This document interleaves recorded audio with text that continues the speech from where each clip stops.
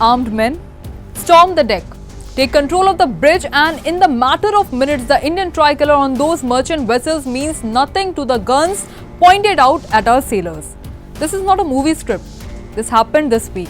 And while South Bloc issues polite statements, 22 Indian families are staring at their phones praying for one call that says, "Main theek hoon." Hey, hi everyone, welcome to Sudarshan World. I am Shweta Dikshit.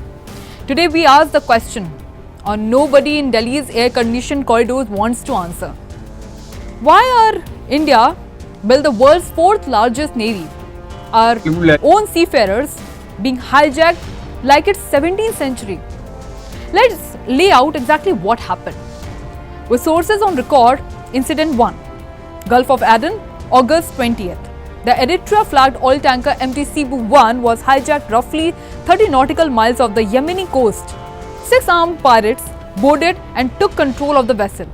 Now on board were 20 crew members, 16 of them were Indian, along with 1 Syrian, 1 Sudanese and 1 Iraqi national.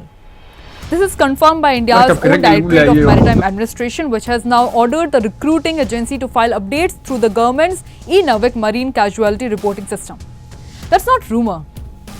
That's an official government filing.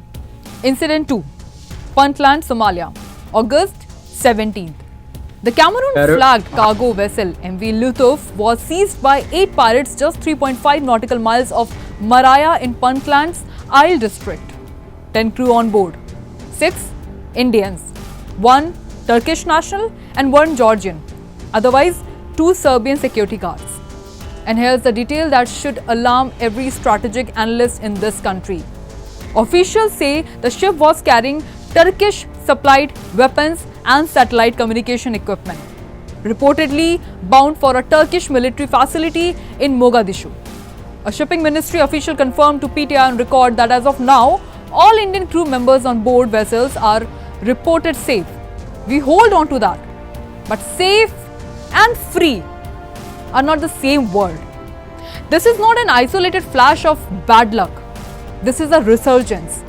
Since November, pirates operating out of the Horn of Africa have carried out or attempted over 20 hijackings.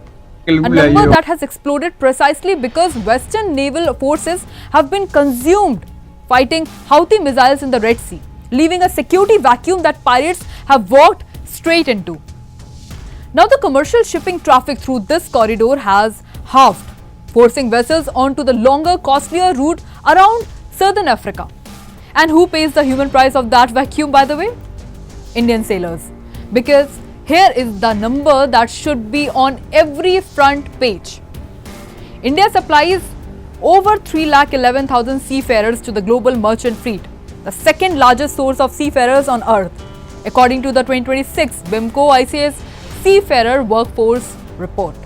And every ship that limps through the Gulf of Aden, every tanker running the Strait of Hormuz, chances are Indian hands are on that wheel.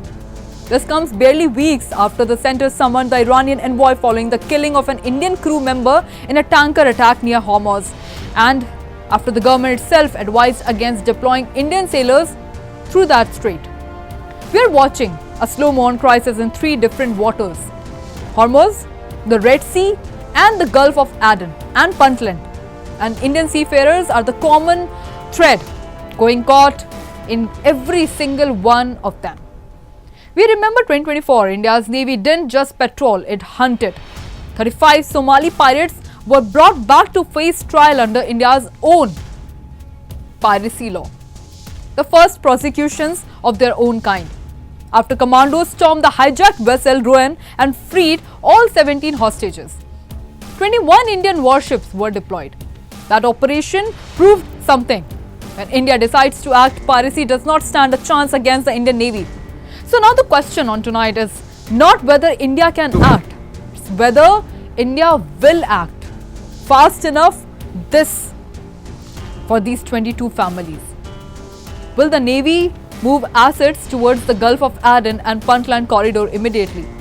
Will the government demand real me proof of life for every Indian on both vessels? And will New Delhi finally push at the internal or the international level for a coordinated deterrent instead of reacting ship by ship, hijack by hijack? 22 Indians did not sign up to be bargaining chips for pirate gangs exploiting a security vacuum around 1,000 nautical miles from home. They signed up to keep the world's ships, and this is country's economy moving.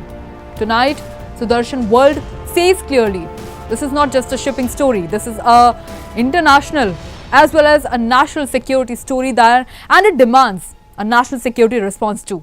We will track this story for you.